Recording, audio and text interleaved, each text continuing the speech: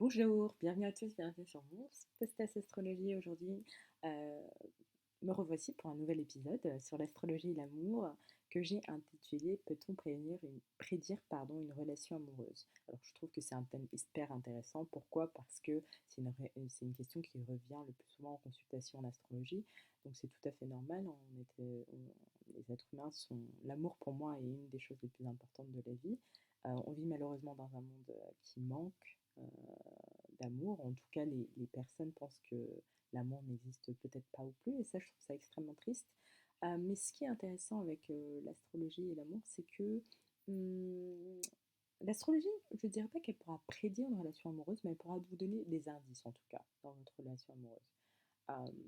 Dans la possibilité ou pas, ou des périodes qui pourraient être intéressantes pour vous du point de vue amoureux. Mais je ne pense pas qu'il soit possible de prédire réellement une relation amoureuse. Donc on verra ensemble quelles sont les planètes qui interviennent, justement. On verra également Vénus, quelle est cette planète, qu'est-ce qu'elle fait, quelle est sa position actuelle d'ailleurs, je pense que c'est intéressant de regarder. Euh, on verra aussi quels problèmes elle peut avoir dans un thème féminin, dans un thème masculin. Je vous ai dit qu'effectivement, à partir d'un thème astral, il est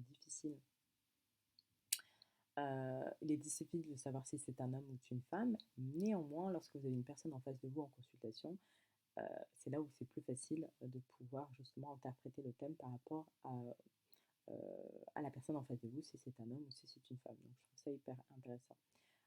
Donc on va commencer et je vais vous parler un peu de mon expérience également de Vénus. Donc voilà, comme je vous ai dit, c'est une question qui revient à chaque fois. Est-ce que je vais rencontrer quelqu'un? Il y a beaucoup de personnes qui vivent seules malheureusement. Est-ce que je vais rencontrer quelqu'un? Est-ce que je vais être amenée à pouvoir construire une relation amoureuse pérenne? Euh, Écoutez, je viens de divorcer, qu'est-ce qui se passe? Donc c'est normal, l'amour est au centre de notre vie, donc c'est normal qu'on puisse se poser des questions sur ce sujet-là. Il faut savoir que la planète qui va interférer réellement dans le domaine amoureux, c'est Vénus. Vénus, on en a déjà parlé, c'est une planète dite personnelle, donc ça fait partie des planètes rapides. C'est les planètes les plus proches, je dirais, du Soleil. Et cette planète-là, Vénus, elle symbolise la beauté, l'esthétique, l'amour, dans son idéal le plus élevé. Elle correspond à la déesse Aphrodite, elle représente aussi nos désirs, et elle va avoir une influence sur notre vie amoureuse certaines. Donc il faudra voir dans votre thème astral où se situe cette petite Vénus. Normalement, elle est symbolisée, et on le voit à l'écran je vous le montre par justement un petit rond avec le corps en croix et de la couleur rose. Donc je pense que c'est intéressant de regarder où est votre Vénus, dans quel signe, si vous avez votre heure de naissance, votre ascendant, dans quelle domification, donc dans quel secteur se trouve votre Vénus, et de voir les aspects, bien sûr, comme on l'a vu ensemble, quelle forme avec les autres planètes. Euh, donc, elle confort, elle est associée à l'amour, la beauté, l'esthétique. Il faut savoir que Vénus nous confère une certaine protection lorsqu'elle passe dans notre signe solaire et d'ascendant, donc 2 fois par an. C'est 2 fois par an où normalement on a un charme qui opère au maximum, pardon. Normalement, c'est là où on voit que certaines choses sont le plus possibles. Il est possible aussi qu'on rencontre quelqu'un pendant ces périodes-là. Alors attention, petit disclaimer, c'est pas parce que votre Vénus passe sur votre signe solaire ou votre signe d'ascendant que vous allez forcément rencontrer quelqu'un. Je parle vraiment de probabilité et je parle que c'est vraiment une question de vibration, d'énergie. Vous êtes sur une différente fréquence et votre charme opère un peu plus que d'habitude. Donc, c'est des périodes où vous pouvez être peut-être un peu audacieux et regarder un peu, essayant d'obtenir ce que vous souhaitez, parce que votre charme, comme je vous l'ai dit, va opérer d'une manière différente, parce que vous allez être sur une autre vibration d'énergie. Donc, je trouve que c'est intéressant de pouvoir le souligner. Donc, vous avez 2 périodes de l'année, donc à votre anniversaire et parce que la Vénus va passer sur votre Soleil, ce qui est tout à fait normal, où elle sera dans le même signe que votre signe solaire. Donc, par exemple, si vous êtes poisson, Vénus est dans le signe du poisson, voilà. Puis quand elle va vraiment transiter sur votre signe solaire, là aussi c'est intéressant parce qu'à un moment donné, vous allez avoir une conjonction Vénus-Soleil. Et là, oui, on ne parle pas de charme, là, vous êtes vu. En tout cas, votre charme opère et fonctionne bien. Il faut savoir que dans un signe, je dirais dans un thème masculin, Vénus, ça correspond quand même à, alors je dirais pas l'idéal féminin, mais l'homme est sensible. à une femme qui a les qualités, je dirais, où se trouve sa Vénus. Par exemple, un homme qui a une Vénus en Lion va être sensibilisé par une femme qui confère ses énergies. Donc, soit elle a un soleil en Lion, soit elle a une lune en Lion. Toute sa sensualité, sa féminité, ses qualités de mère vont être associées au signe du lion. Donc l'homme va être sensible à ces qualités-là.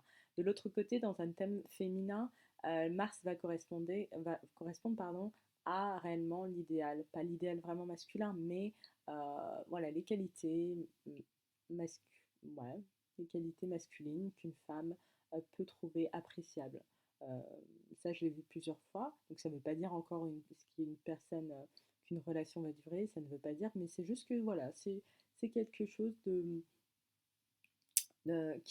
que vous notez. Vous ne laissez pas, en tout cas, les hommes qui ont ce placement-là indifférents. Donc, je pense que c'est intéressant également de le souligner.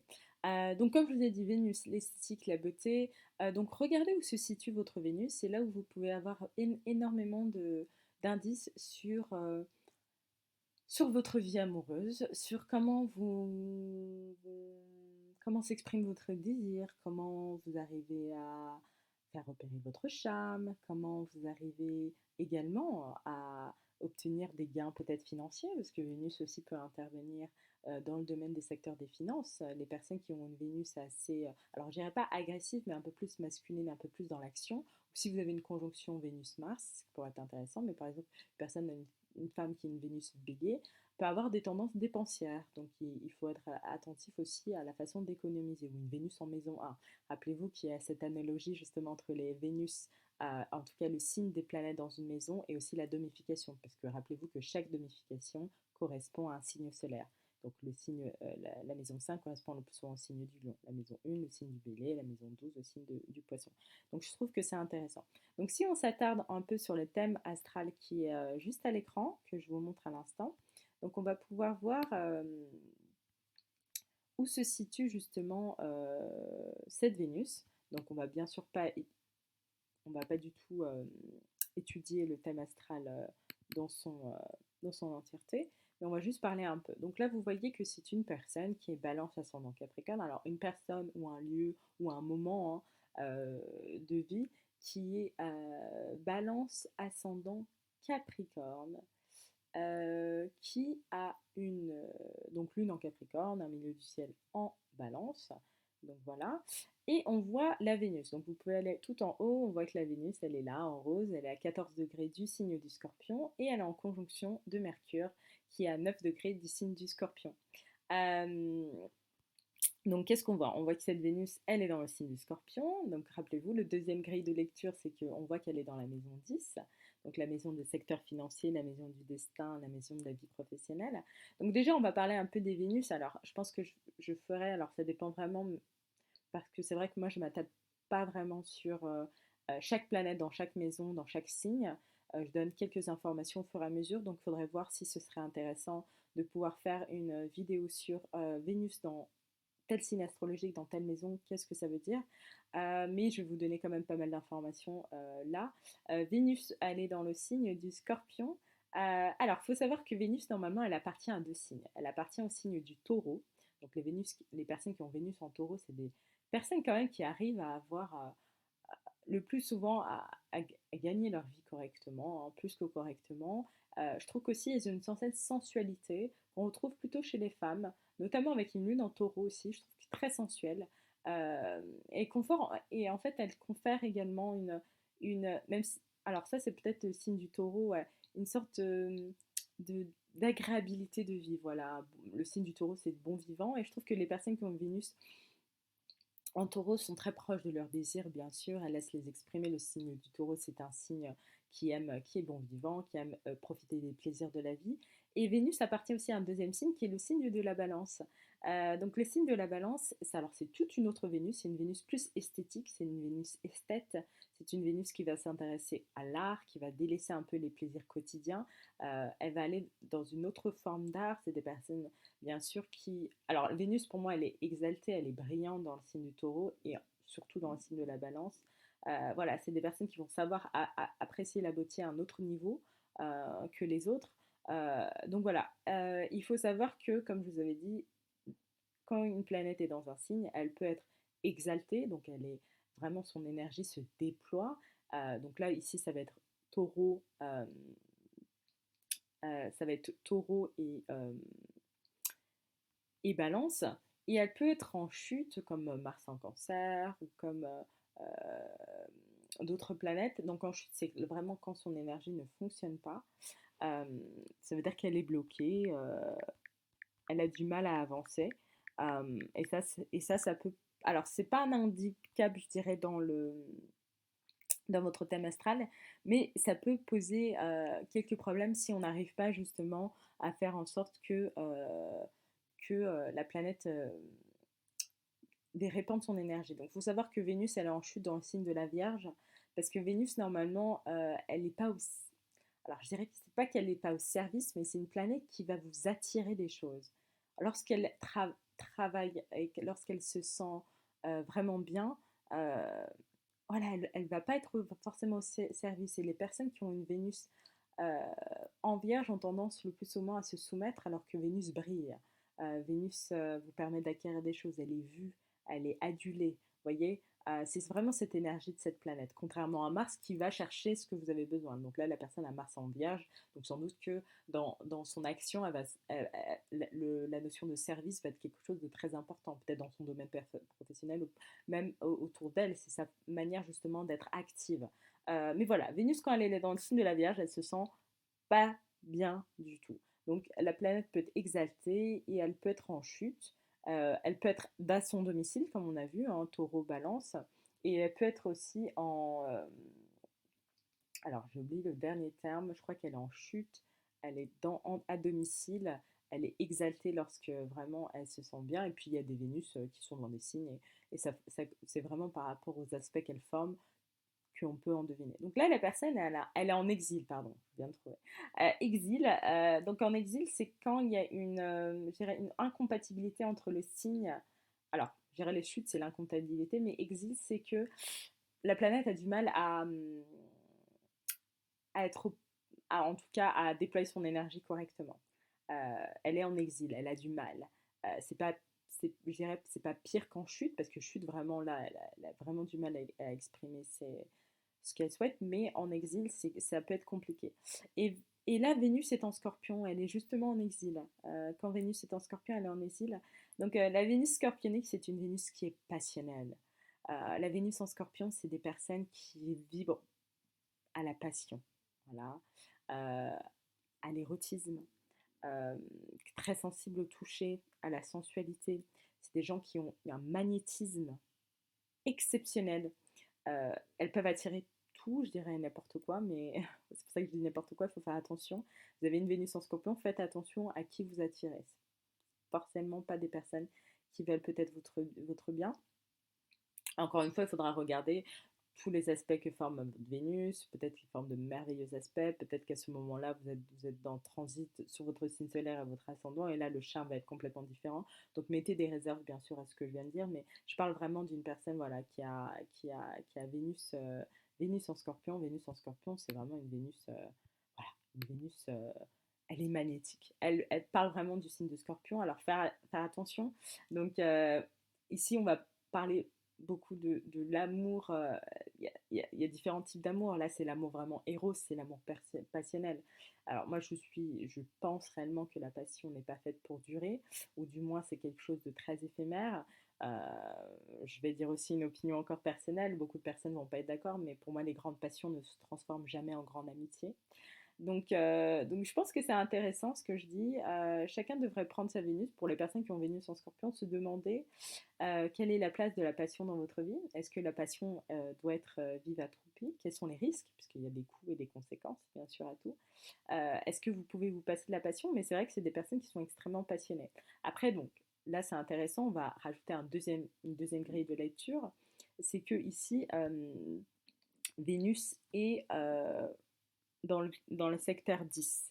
Donc Vénus dans le secteur 10, c'est une Vénus qui est dans le secteur normalement professionnel, dans le secteur ouais, de la vie personnelle, du secteur d'entreprise si vous travaillez, etc. Donc, Vénus dans Maison 10, normalement, ça vous apporte un certain succès, des réussites à pouvoir accéder à vos désirs, notamment professionnels. Euh, Elle indique aussi le plus souvent que vous avez besoin d'un travail qui vous passionne, dans lequel vous voulez vous investir avec foi. Il va y avoir un domaine de l'émotion. Là où normalement dans le secteur professionnel, on va faire abstraction justement des émotions, là vous aurez peut-être besoin d'une certaine émotion, certaine passion que vous devez ressentir. Euh, ça peut ça peut aussi indiquer qu'une rencontre serait possible dans le secteur, en tout cas professionnel, hein. Et toutes les activités dans le domaine artistique, parce que rappelez-vous, Vénus, c'est aussi l'esthétisme, la beauté, l'art en général, hein. Et toutes les activités qui sont liées au domaine esthétique, artistique, sont favorisées. Donc on a les professions des comédiens, des acteurs, des musiciens, des chanteurs, et ça vous donne quand même une capacité à plaire. Rappelez-vous, Vénus, c'est l'amour, etc., mais c'est aussi la séduction, Aphrodite. Une capacité à plaire et à séduire un public, euh, parce que dès lors que vous allez générer de l'émotion et de l'admiration, c'est là où vous allez avoir une communion avec votre public. Donc je trouve que c'est intéressant d'avoir cette position de Vénus. Elle est aussi en conjonction de Mercure, comme je l'avais expliqué. Donc Mercure dans le signe du Scorpion, c'est un Mercure extrêmement calculateur, on va se dire la vérité, hein. Moi, je suis quelqu'un de plutôt... Voilà, c'est un Mercure au service du signe du Scorpion, de l'investigateur, d'une personne qui fouille, qui regarde. Donc, c'est des personnes extrêmement minutieuses qui vont préparer leur coup, de très grands stratèges qu'on voit avec cette position de Mercure en Scorpion. Et là, Mercure va... euh, cette Vénus, elle est mercurisée. Donc ça va lui donner peut-être un côté, je dirais que ça va amoindrir ce côté scorpionique que la Vénus en Scorpion a, parce qu'elle est extrêmement passionnelle et elle va le plus souvent faire passer ses émotions, ses désirs avant justement son intellectuel. Mais on voit que là, cette conjonction avec Mercure va intellectualiser cette Vénus, et peut-être que ce domaine possessif, en tout cas cette émotivité, va s'amoindrir pour laisser place un peu à l'intellect, à une intellectualisation des émotions. Vous voyez, donc moi je pense que c'est ce qu'on peut dire. Donc regardez où se trouve Vénus dans votre thème astral. Regardez, alors là je ne vais pas me relancer dans les aspects et j'ai pas le détail, mais au simple regardez, je crois que Vénus fait sextile au Mars. Euh,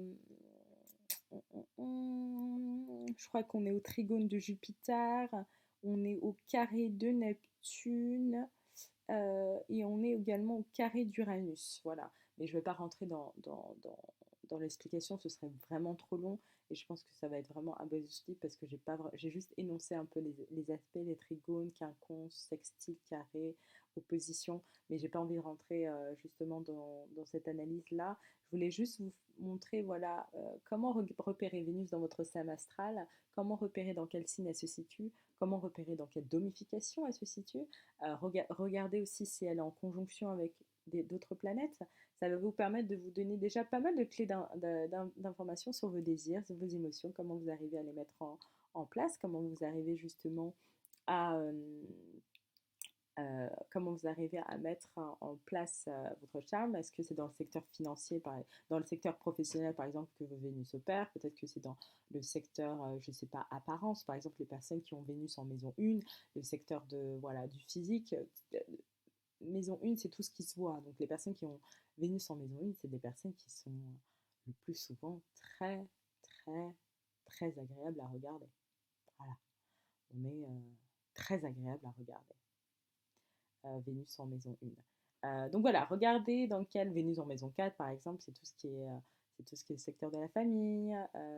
C'est des personnes qui vont peut-être être amenées à faire des transactions immobilières intéressantes. Vénus dans la maison 7, c'est la Vénus du conjoint. Donc peut-être que ce sera voilà, une personne qui sera attirée, bon, il faut voir le signe, mais attirée plus dans le secteur des arts, une personne qui sera vraiment l'idéal au niveau esthétique. Donc il faudra voir où cette Vénus, Vénus en maison 9, c'est des personnes qui ont un idéal hein, amoureux assez intéressant. Il faut voir après comment ça se couple dans votre vie, mais regardez où se situe votre Vénus, le signe, la domification, est-ce qu'elle fait des aspects avec d'autres planètes, et puis vous aurez déjà quelques grilles de lecture. Je ferai une prochaine vidéo justement, alors c'est peut-être pas sur ce thème-là, mais je vais parler également de l'astrologie liée à la fertilité, à l'astrologie liée à tout ce qui est de l'ordre euh, des enfants, etc. Je trouve ça hyper intéressant. Et puis, on a des personnes extrêmement douées qui parlent de ce sujet-là, donc je pense que ça pourrait être intéressant. Si vous avez apprécié cette vidéo, vous pouvez mettre un pouce vers le haut et vous abonner. Tout ça, c'est gratuit, bien sûr. Et je vous retrouve prochainement pour un nouvel épisode de podcast. Et puis, je vous préparer également des Patreons pour pouvoir. Alors, j'ai pas vraiment encore d'idée, hein. Moi, je suis quelqu'un qui réfléchit plutôt au dernier moment, mais je pense que je vais partir plus sur des études. Je trouve que ça pourrait être plus intéressant que réellement partir bon, vous aurez toujours la possibilité de faire un thème astral, mais voilà, j'ai envie de faire quelque chose de différent. Je suis quelqu'un d'assez, voilà, d'assez inventive dans les idées que je peux avoir. Enfin, j'ai des idées toutes les 2 secondes, littéralement. Donc voilà, je vous prépare ça dans tous les cas, en vous souhaitant une agréable journée pour les gens qui sont au milieu et qui commencent leur journée. Et à bientôt. Au revoir.